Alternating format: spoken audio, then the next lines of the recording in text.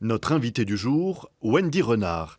Elle est capitaine de l'équipe de foot féminine de l'OL et de l'équipe de France. Merci bien. Maintes fois titrée, elle a aussi été ambassadrice lyonnaise pour l'Euro 2016. Wendy Renard, ce reportage devrait vous faire plaisir. Nous l'avons tourné à Saint-Étienne. C'est le match France-Roumanie vu par des supportrices. C'est mademoiselle qui s'y connaît mieux, donc du coup elle m'explique au fur et à mesure. Mais on commence à s'y faire. Après c'est surtout pour l'ambiance, on va dire. La défense, elle était un peu faible, puis on n'allait pas assez vers l'avant, mais voilà. Ça va marquer là, ça va y aller. J'y crois, moi j'y crois. Bon pronostic pour cette connaisseuse. La France va effectivement marquer et ce soir-là, c'est un ancien joueur de l'ASSE qui fait la différence. Je pensais que Dimitri Payet était le joueur de l'Euro et en fait, je suis super convaincu que c'est un super joueur. Résultat du match France-Roumanie, 2-1 et des supportrices aux anges. Est-ce que vous sentez qu'il y a de plus en plus de femmes qui s'intéressent ou pas forcément? Comment ça se passe? Oui. Et aujourd'hui, quand on voit les stades, même les gens qui viennent regarder les entraînements, il y a de plus en plus de fans, de femmes, d'hommes, d'enfants.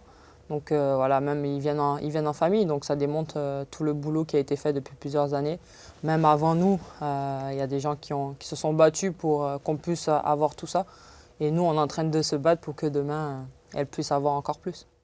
Quelques jours avant le début de l'Euro, en juin dernier, la place Bellecour se transforme en fan zone, un espace sécurisé avec écran géant qui a retransmis des matchs de la compétition.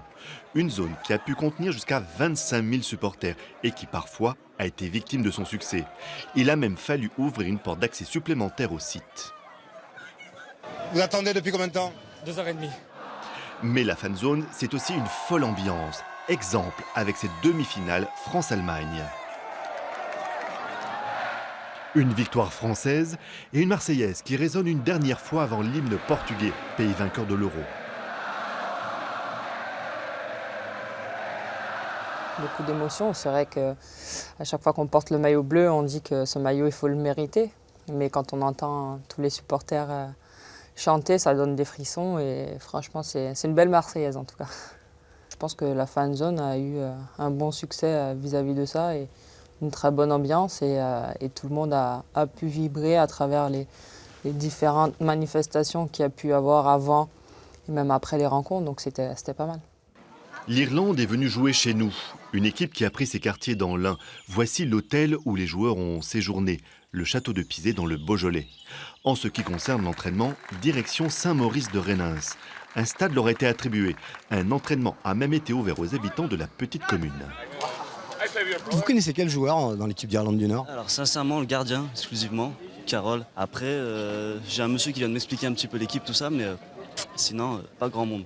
Des supporters irlandais avaient également fait le déplacement. Chaud d'ambiance certains soirs de match sur les quais de Saône. Et fair play lors de la défaite de leur équipe. Je me sens triste d'avoir perdu, mais les Français ont été si accueillants. Je me sens comme si on avait gagné. On a vraiment passé un grand moment ici. Votre réaction? Ça fait plaisir. C'est vrai que c'est une nation qui m'a marqué parce que tout ce qu'ils faisaient, c'était à l'image de leurs supporters. C'est clairement du fair play et je pense que dans le foot, par moment, ça passe en second degré, on va dire. Et ça, c'est dommage?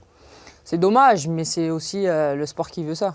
Donc il faut trouver l'équilibre, mais en tout cas quand on est compétiteur et qu'on est compétitrice, du moment que ça se passe avec beaucoup de respect et que les deux nations, les deux équipes se respectent, forcément ça se passe toujours bien. Merci, à bientôt.